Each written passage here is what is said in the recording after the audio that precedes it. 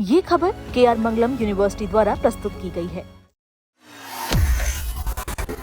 अभी सुबह की शुरुआत ही हुई है, लेकिन सड़कों पर ऐसा लग रहा है जैसे तपता रेगिस्तान हो। घर से बाहर निकलते ही चेहरा झुलसने लगता है, हवा सांसों को जला रही है और सूरज मानो आग उगल रहा हो।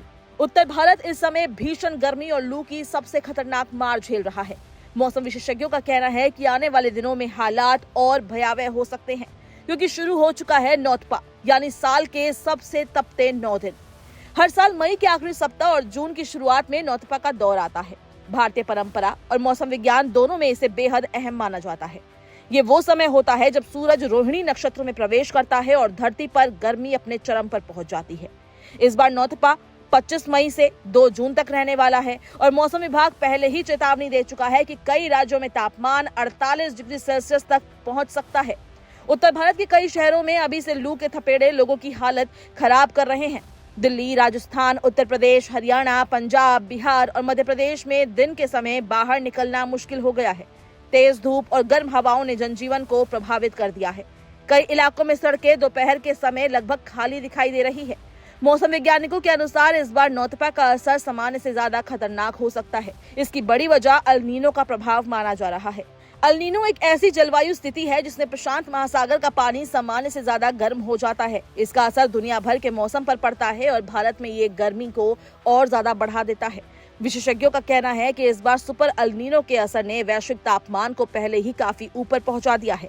समुद्र का तापमान सामान्य से लगभग 2.5 डिग्री सेल्सियस तक ज्यादा रिकॉर्ड किया गया है। इसके कारण वातावरण में गर्मी लंबे समय तक बनी रहती है और लू का असर और खतरनाक हो जाता है।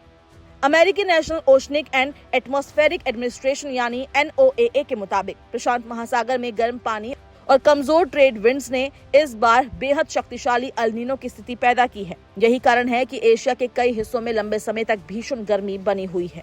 ओडिशा, बिहार, उत्तर प्रदेश, महाराष्ट्र और छत्तीसगढ़ के कई शहरों में तापमान लगातार 45 डिग्री सेल्सियस के पार पहुंच रहा है। कई जगहों पर जमीन इतनी गर्म हो चुकी है कि दोपहर में सड़कें तपने लगती है। मौसम विभाग ने साफ कहा है कि आने वाले दिनों में गर्मी और बढ़ सकती है। उत्तर प्रदेश में हालात सबसे ज्यादा गंभीर माने जा रहे हैं। बांदा, प्रयागराज, वाराणसी, फतेहपुर, चित्रकूट और मिर्जापुर जैसे जिलों में लू ने लोगों की मुश्किलें बढ़ा दी है। दोपहर के समय बाजार सूने दिखाई दे रहे हैं और लोग जरूरी काम होने पर ही घर से बाहर निकल रहे हैं। राजस्थान में भी तापमान तेजी से बढ़ रहा है। पश्चिमी राजस्थान के कई हिस्सों में पारा 46 से 48 डिग्री सेल्सियस तक पहुंचने का अनुमान है। जैसलमेर, बीकानेर और श्रीगंगानगर जैसे इलाकों में गर्म हवाएं लोगों को झुलसा रही है।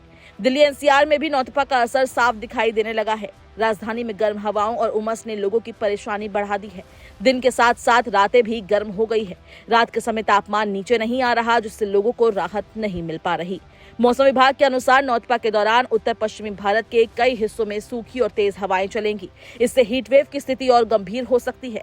डॉक्टरों ने बुजुर्गों, बच्चों और बीमार लोगों को विशेष सावधानी बरतने की सलाह दी है।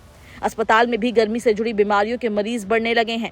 हीट स्ट्रोक, डिहाइड्रेशन, उल्टी, चक्कर और कमजोरी जैसी समस्याएं तेजी से सामने आ रही है। डॉक्टरों का कहना है कि शरीर में पानी की कमी सबसे बड़ा खतरा बन रही है।